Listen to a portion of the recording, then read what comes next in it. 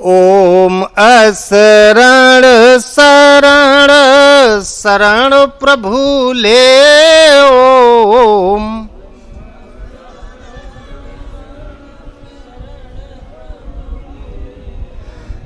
ओम जय गुरुदेव ओम जय गुरुदेव।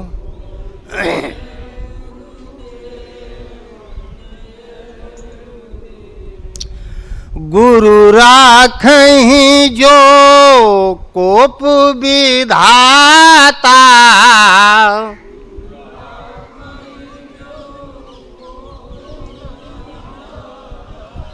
गुरु रूठे नहीं को जग त्राता।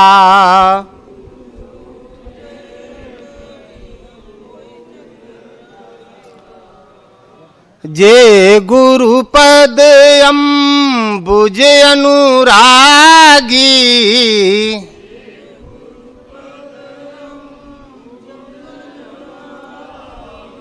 ते लोकहूँ बेदहूँ बड़ भागी।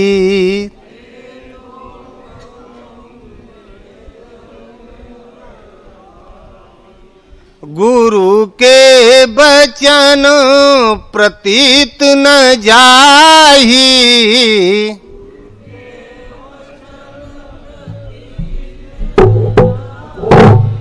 सपने सुगम न सुख सिधिताई।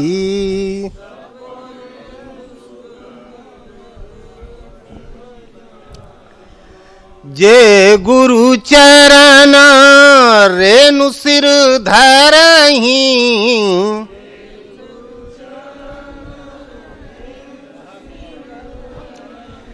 ते जनु सकल विभव बस करहि।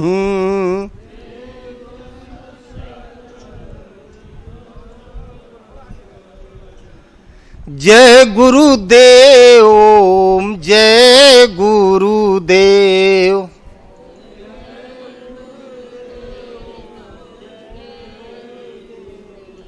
ओम जय गुरुदेव ओम जय गुरुदेव।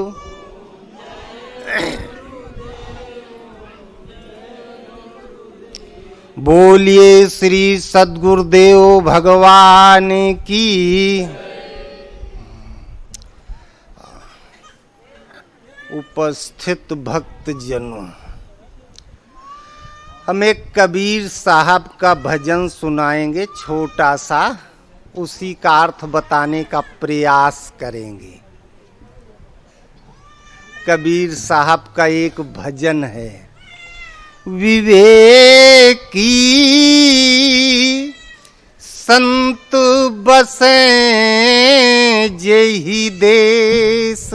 अरे बच्चा बहुत रो रहा है, ले जाओ उधर घुमा दो और डिस्टर्ब करेंगे सबको, ले जाओ उधर घुमा दो। विवेकी संत बसे जेहि देश। विवेकी संत जहाँ रहते हैं वहाँ के प्रभाव का वर्णन आया है। वो दो तरह के संत महात्मा होते हैं, एक विवेकी और एक अविवेकी। विवेक कहते हैं ज्ञान को, अविवेक कहते हैं अज्ञान को। अविवेक क्या है पहले हम ये बताएंगे। वनवास काल में भगवान राम की माता सीता और लक्ष्मण सेवा कर रहे हैं। मानसकार लिखते हैं, से वहीं सीय लखन रघुबीरहि, जिमि अविवेकी पुरुष शरीरहि।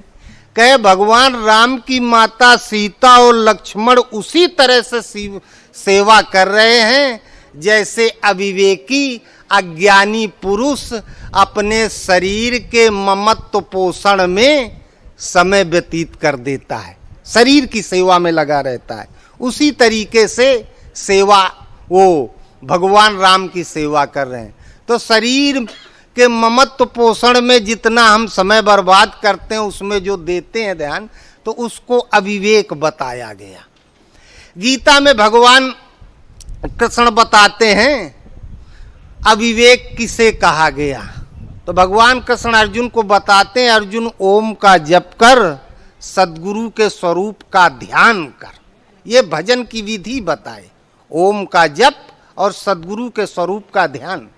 अर्जुन ने कहा प्रभु जो ओम का जप नहीं करते, सद्गुरु के स्वरूप का ध्यान नहीं करते, अनेक विधियों से देवी देवताओं की आराधना करते हैं, कोई भूत प्रेतों की पूजा करता है, क्या वो भजन नहीं करते? भगवान कृष्ण कहते हैं हाँ अर्जुन वो भजन नहीं करते। तब वो करते क्या है, वो हैं कौन? भगवान कृष्ण कहते हैं अर्जुन वो अविवेकी हैं। उन अविवेकियों की बुद्धि अनंत शाखाओं वाली होती है, इसलिए वो अनंत क्रियाओं का विस्तार कर लेते हैं। उनका पूजन अविधि पूर्वक है। फिर उनकी गति क्या होती है? इस तरह की अविवेक पूर्वक आराधना करने वाले किस गति को प्राप्त होते हैं? तो भगवान कृष्ण कहते हैं अर्जुन उन क्रूर कर्मी पापाचारी नराधमों को मैं बार बार अजर्स आसुरी योनियों में गिराता हूं। तो गीता के आधार से एक ओम का जप, सद्गुरु के स्वरूप का ध्यान, इसके अतिरिक्त अन्य किसी प्रकार की कोई आराधना कर रहा है तो वो अविवेकी है, अज्ञानी है। अब उसे ज्ञान प्राप्त क्यों नहीं हुआ? क्योंकि अभी उसे कोई विवेकी गुरु महाराज नहीं मिले, ज्ञानी गुरु महाराज नहीं मिले। कबीर साहब कहते हैं साचा सद्गुरु ना मिला, मिली न साची सीखो, भेषयती का बनाए के, घर घर मांगत भीख, अंदर कुछ है ये नहीं, बाहर में प्रकाश, कहे कबीर कब तक हरी, ये छप्पर पर की घास। भीतर कुछ नहीं, बाहर में प्रकाश। पूरी एक एक ग्रंथ जबान पे रटे हुए हैं, लेकिन भजन की विधि नहीं जानते। अनेक स्तोत्र पढ़ते हैं, पूजा पद्धतियां जानते हैं, भजन की विधि नहीं जानते। क्योंकि विवेकी संत नहीं मिले, सद्गुरु नहीं मिले, उन्हें बताया नहीं गया। अब अविवेकी गुरु और चेला जब एक जगह इकट्ठा हुए तो परिणाम क्या निकला? उस पर कबीर साहब कहते हैं जाको गुरु है आंधरा, चेला खरा निरंध, अंधई अंधा ठेलिया, दो कूप परंत। वो चेला भी कुआं में गिर गया, गुरु भी गिर गया। गुरु भी अंधे तो चेला भी अंधा। इसलिए विवेकी संत बसे देश देश। विवेक कहते हैं ज्ञान को, और ज्ञान परमात्मा की प्रत्यक्ष जानकारी का नाम ज्ञान है। ज्ञान थ्योरी को नहीं, प्रैक्टिकल को कहते हैं। उस वो प्रत्यक्ष जानकारी को ज्ञान कहते हैं। गीता में आया अध्यात्म ज्ञान नित्यत्वम तत्व ज्ञानार्थ दर्शन। आत्मा के आधिपत्य का ज्ञान, परमात्मा को प्राप्त करा देने वाला ज्ञान, ये तो ज्ञान है, बाकी सब अज्ञान है। हर चीज की दो सीमाएं होती हैं, एक न्यूनतम सीमा और एक अधिकतम सीमा। हम ओम का जप करने लगे, सद्गुरु के स्वरूप का ध्यान करने लगे, हम विवेकी हो गए। ये विवेक की न्यूनतम सीमा है। और इस विधि से भजन करते करते परमात्मा का प्रत्यक्ष दर्शन के साथ, दर्शन स्पर्श और विलय के साथ वो विवेकी हो गया, परम विवेकी हो गया। तो ऐसे परम विवेकी संत जहां रहते हैं उस वहां का वर्णन आया है।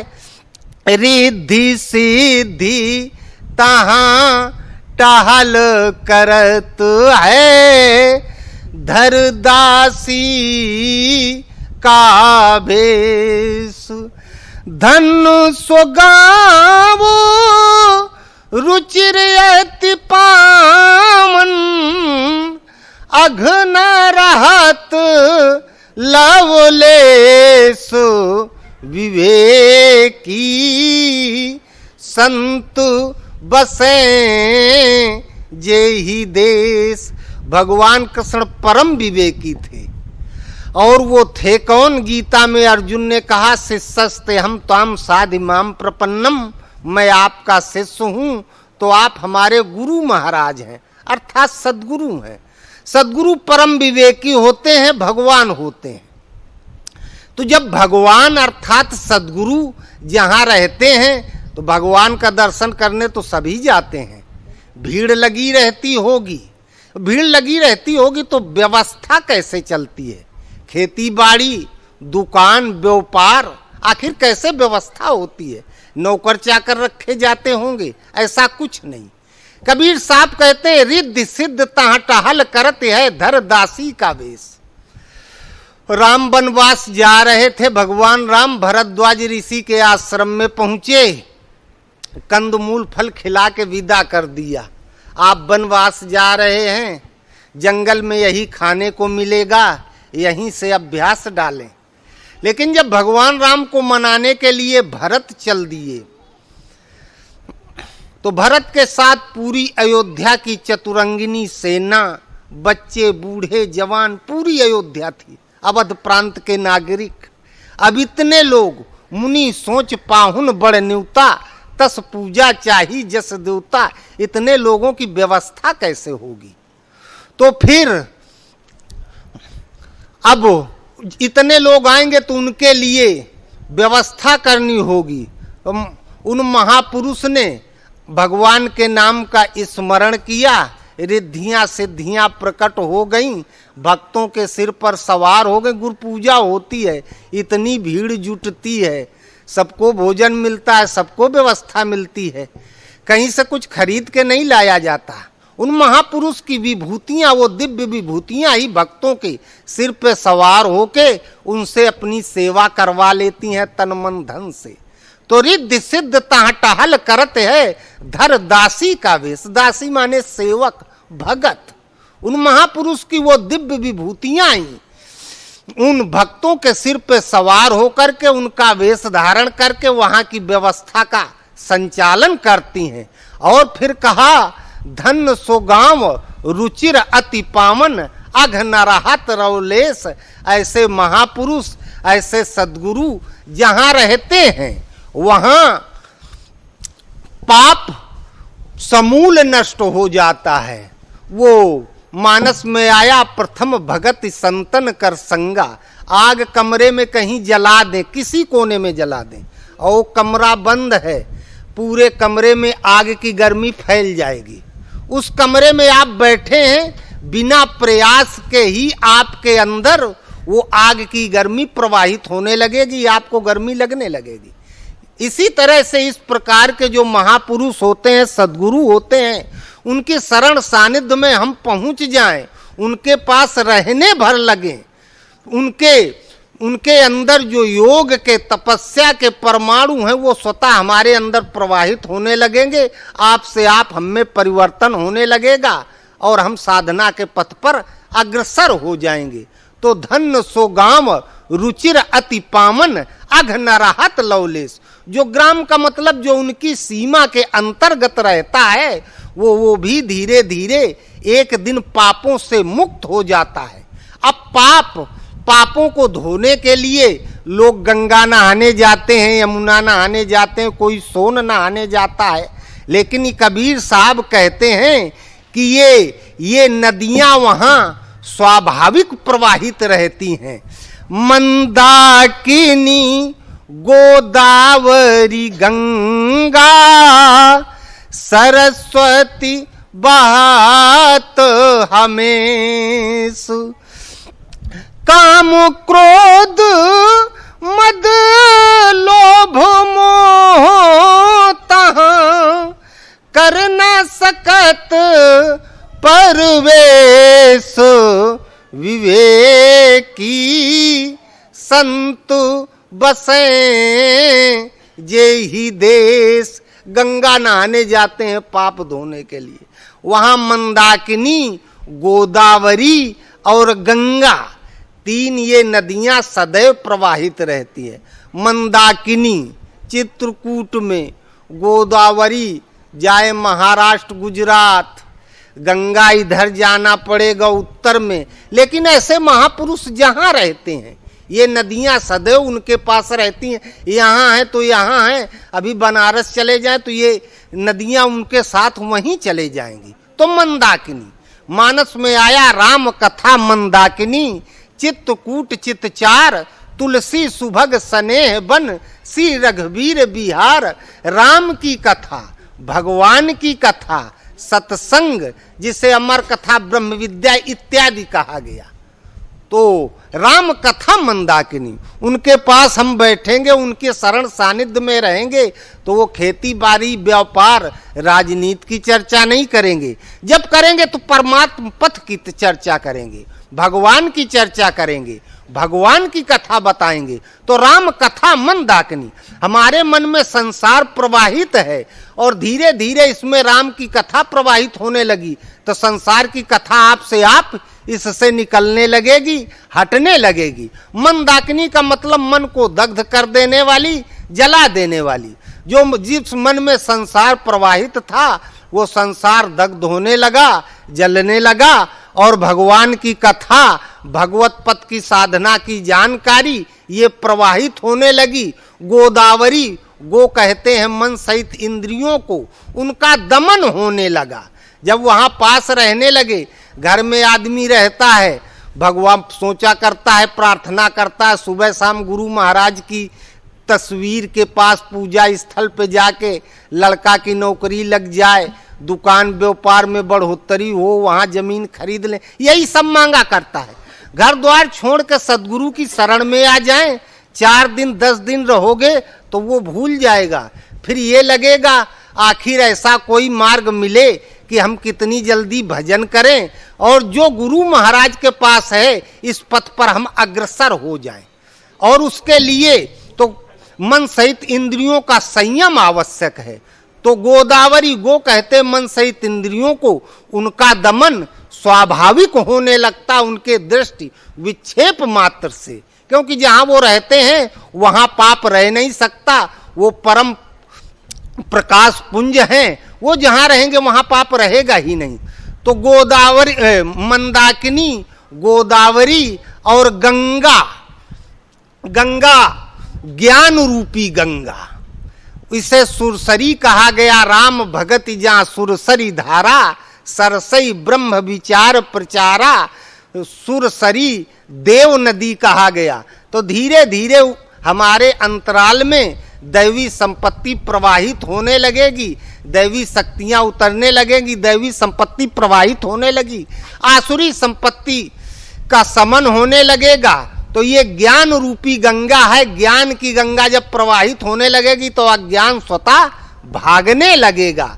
अज्ञान में ये पहले बताया गया संसार का पोषण, शरीर का पोषण और आध्यात्म के पथ पर जो अनेक प्रकार की आराधनाएं हैं, ये सब अज्ञान हमारे अंदर से हटने लगेगा।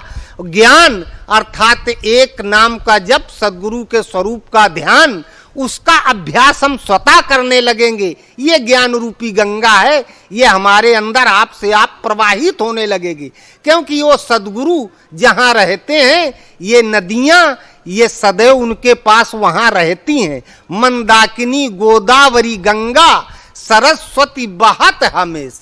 सरस्वती का मतलब सा पहले संस्कृत भाषा थी, सा माने होता है वह, ये परमात्मा का उद्बोधक शब्द है, उनको वर्ण करा देने वाला, उनसे मिला देने वाला, मिला देने वाली वृत्ति, परमात्मा के रस में बरतने वाली वृत्ति सरस्वती। अभी हमारा मन संसार में लगा था, हमारी वृत्ति संसार में बरत रही थी, चित्त वृत्ति अब परमात्मा में लग गई, भगवान में बरतने लगी।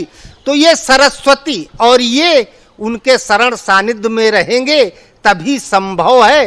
मंदाकिनी गोदावरी गंगा सरस्वती बहत हमेश। ये नहीं, पर जितनी नदियां हैं पूरे विश्व की, बरसात में बाढ़ आ जाती है, गर्मी में सूख जाती है, पानी कम हो जाता है, लेकिन ये जहां गुरु महाराज रहते हैं वहां मंदाकिनी गोदावरी गंगा और सरस्वती सदैव एक रस सदा सदैव प्रवाहित रहती हैं, न कभी घटेंगी न बढ़ेंगी, एक रस। क्योंकि वो महापुरुष सदा एक रस, वो आरती में नहीं आता है, तो वो एक रस हैं, तो वे सदैव एक रस बहा करती हैं। सरस्वती बहत हमेश, काम क्रोध मद लोभ मोह तहां कर न सकत परिवेश। वो काम क्रोध लोभ मोह मद मत्सर ये खड विकार हैं। और भगवान के विषय में बताया गया, अस प्रभु अछत हृदय अविकारी। भगवान विकारों के परे हैं, विकारों पर जहां तक विकार हैं गो गोचर, जहां लग मन जाई सो सब माया जाने भाई। जहां तक ये इंद्रियां मन और बुद्धि इनका विस्तार है वहां तक तो माया है, और यहीं तक जीव की पहुंच है, इंद्रियों तक, मन तक, बुद्धि तक। और जहां से ये इनकी सीमा समाप्त होती है वहां से भगवान की सीमा प्रारंभ होती है। राम अतर्क बुद्धि मन बानी, मति हमार अस सुनो भवानी। ये भगवान शिव का निर्णय है। तो ये काम क्रोध लोभ मोह मद मत्सर ये विकार हैं, वो भजन है। काम क्रोध मद लोभ लुटेरे, जन्म जन्म के बैरी मोरे, सबको दीन्हा मारी रे, गुरु चरण कमल बलिहारी रे। ये गुरु महाराज का चरण जब हमारे हृदय में आ जाएगा, जब आ जाएगा तो वो बल उनका हमारे अंदर प्रवाहित होने लगेगा। और जब तक हमारे अंदर बल नहीं तब तक हम शत्रु से लड़ नहीं सकते, लड़ेंगे तो मार खा जाएंगे। तो काम क्रोध मद लोभ मोह ता कर न सकत प्रवेश। जहां राम ता काम नहीं, काम तहां नहीं राम, तुलसी कबो न रही सके एक संग छाया घाम। जहां धूप होती है वहां छाया नहीं, जहां छाया है वहां धूप नहीं। तो जहां राम है वहां विकार नहीं, जहां विकार है वहां राम नहीं। तो जब गुरु महाराज हृदय में आ ही जाएंगे, उनके शरण सानिध्य में हम रहेंगे। पहले तो शरीर से उनके शरण में रहा जाता है, और बाद में जब वो हृदय में आ जाते हैं तो हम चाहे जहां रहें, नाथ साथ धनु हाथ हमारे। गुरु महाराज सदैव हमारे साथ रहते हैं, हमारे हृदय में रहते हैं। जब हृदय में गुरु महाराज ही आ गए तो काम क्रोध लोभ मोह मद मत्सर ये विकार हृदय छोड़ के भाग जाते हैं, और फिर उसमें प्रवेश ही नहीं करते। बिल में यदि चूहे के बिल में सर्प घुस जाए और फिर चूहा आवे घूम के बिल में प्रवेश करना चाहे, और वो महक से जान जाएगा कि इसके अंदर हमारा काल बैठा है, तो फिर वो उसमें प्रवेश नहीं करेगा। जान अपनी सबको प्यारी होती है। तो काम क्रोध मद लोभ मोह ता कर न सकत प्रवेश, वो वहां प्रवेश भी नहीं करते। और काम शब्द दो जगह आया है, एक तो विकारों में आया है, और एक और आगे बताते हैं धर्म अर्थ अरु काम मोक्ष जन सुन पावत उपदेश। उन गुरु महाराज की शरण में पहुंचने से धर्म अर्थ काम और मोक्ष ये चार पदार्थ बताए गए हैं, ये लोग उनका उपदेश सुन करके प्राप्त कर लेते हैं। तो काम, एक कामना दो प्रकार की होती है। एक तो पहले संसार को पाने की कामना, इसे विकार कहा गया। और एक ये संसार को जो पाने की हमारी कामना है, इच्छा है, ये परमात्मा को पाने की इच्छा के रूप में परिवर्तित हो जाए, बदल जाए। वो 12 मासी में आया है, ब्रह्मवेत्ता वक्ता सुरति गुरु के लक्षण जान, इच्छा राखे मोक्ष की ताई शिष्य पहचान। मुक्ति की इच्छा अर्थात कामना, जो संसार को पाने की कामना थी, अब वो कामना भगवान को पाने की हो गई। हम पहले संसार के लिए पाने को परेशान थे, अब हमारी इच्छा है कि हम भगवान को पा जाएं। तो धर्म अर्थ अरु काम मोक्ष जन सुन पावत उपदेश। धर्म कहते हैं जो धारेत ईसा धर्मा, जो सबको धारण किए हुए है, वह है एकमात्र परमात्मा भगवान। और वो भगवान को हम कैसे पाएं, किस विधि से पाएं? जब तक अनुभवी महापुरुष सद्गुरु नहीं मिलेंगे तब तक हमें पता नहीं चलेगा कि हम कैसे भजन करें और किस विधि से चलें। तो धर्म अर्थ और काम मोक्ष जन सुन पावत उपदेश, उन महापुरुष की शरण में जाएंगे तो वो उपदेश करेंगे। देश निवास स्थान को कहते हैं, पूरा भूमंडल एक देश है, पूरा ब्रह्मांड एक देश है। उप शब्द उपसर्ग है, ये प्रकृति से परे का द्योतक है। तो इस संसार की जो चर्चा करता है तो ये देश की चर्चा है। उपदेश का मतलब प्रकृति से परे परमात्मा की बात करना, और उन परमात्मा के विषय में वो उन्हें हम कैसे प्राप्त करें, कैसे भजन करें, ये सद्गुरु के द्वारा हमें पता चलेगा। जब हम लग जाएंगे तो फिर हमारा मार्गदर्शन करने लगेंगे, उंगली पकड़ के चलाने लगेंगे। इसलिए वो वाल्मीकि जी ने कहा, तुमसे अधिक गुरु जी जानी, सकल भाव सेवई सन्मानी। गुरु को आपसे ज्यादा जो जानते हैं, तो वही कबीर साहब कहते हैं, कहत कबीर संत की महिमा कहीं न सकत सुत शेष। ऐसे सद्गुरु की महिमा को श्रुति और शेष नहीं कह सकते। शेष नांग और सुत कहते हैं वे वो शास्त्रों को, पुराणों को, या तो ऐसे महापुरुष की महिमा को नहीं कह सकते। शेष नांग वो धरती को अपने ऊपर धारण किए हुए है, ऐसी मान्यता है, लेकिन ऐसा कुछ नहीं। शेष माने होता है बचा हो, कोई ऐसा सर्प नहीं कि जो धरती को अपने सिर पर धारण किए हुए हो। सर्प धरती पर उत्पन्न होने वाला एक जीव है, एक कीड़ा मकोड़ा है। शेष कहते हैं बचे हुए को। गणित पढ़ते हो ना, 10 में 3 का भाग दो तो 1 बच गया शेष। वो कभी नहीं कट सकता, चाहे जितना प्रयास करे। दशमलव लगा के कितनों शून्य बढ़ावे, वो एक शेष हो गया तो हो गया। भजन करने बैठते हो, नाम का जप करने का हम लोग प्रयास करते हैं, रूप का ध्यान करना चाहते, पकड़ना चाहते हैं, लेकिन हृदय में श्वास के अंतराल में संकल्पों का तांता लगा हुआ है। ऐसा स्तर आ जाए कि श्वास में नाम, हृदय में गुरु महाराज का स्वरूप, ये केवल शेष रहे। अब जब ये शेष रह गया, अब ये कट नहीं सकता। गीता में 3 तरह के पुरुष बताए गए, एक क्षर, एक अक्षर और एक परम पुरुष बताए गए। तो क्षर को विषम बताया गया, जिस पुरुष की मन सहित इंद्रियां बस में नहीं की हुई हैं, वो क्षर पुरुष है, नाशवान है, अपने आत्मा का हत्यारा है, अपने आप को अधोगति में ले जा रहा है। जिसकी मन सहित इंद्रियां बस में की हुई है वो अक्षर है। अब वो कट नहीं सकता। अब मन सहित इंद्रियां बस में होंगी कैसे? ये विकारों में भाग रही हैं। जब गुरु महाराज हृदय में आ जाएंगे, जब गुरु महाराज हृदय में आ जाएंगे तो वो विकारों से परे, उनके हृदय में आते ही हम भी इन काम क्रोध लोभ मोह इन विकारों से बच जाएंगे। तो कहत कबीर संत की महिमा कहीं न सकत सुत शेष। ऐसे जो सद्गुरु हैं, महापुरुष हैं, उनकी महिमा अर्थात उनके महामहिमत्व को, जिस महामहिम अवस्था से वो ओतप्रोत हैं, उसको इस स्तर के संत भी नहीं कह सकते। ऋषियों और मुनियों ने सद्गुरु अर्थात ईश्वर के विषय में उतना जाना जिसको जितना उन्होंने अनुभव के द्वारा जना दिया। और अब ये नहीं कि किसी भी प्राय लोग कह देते हैं कि हम 40 साल से आश्रम जा रहे हैं, हम महाराज के विषय में पूरी तरह से जानते हैं, अच्छी तरह से जानते हैं। को अगर जब जान ही जाएंगे, उमा राम प्रभाव जिन जाना, तिन्हीं भजन तज भाव न आना। जब हम जान ही जाएंगे गुरु महाराज क्या है, तो फिर वापस कहाँ जाएंगे?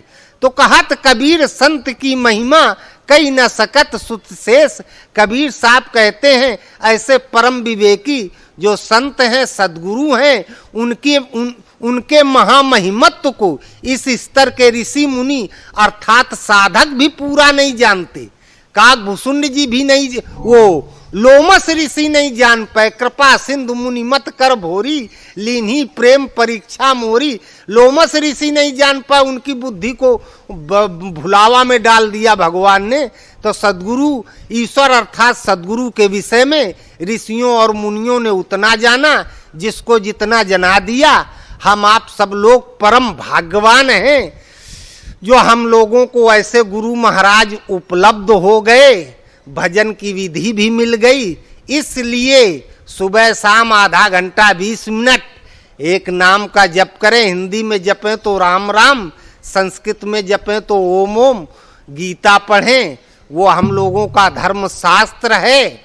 और नाम का जप करें नियमित आधा घंटा 20 मिनट सुबह शाम बैठ के, और फिर चलते फिरते जो कुछ कर रहा है, साइकिल से जा रहे हैं तो उसमें साइकिल चलाते समय, पैदल हैं तो पैदल, खाते पीते सोते बैठते उठते जागते जितना नाम जपते जाएं। सोवत जागत उठत उताना, नाम जपई सोई परम सयाना।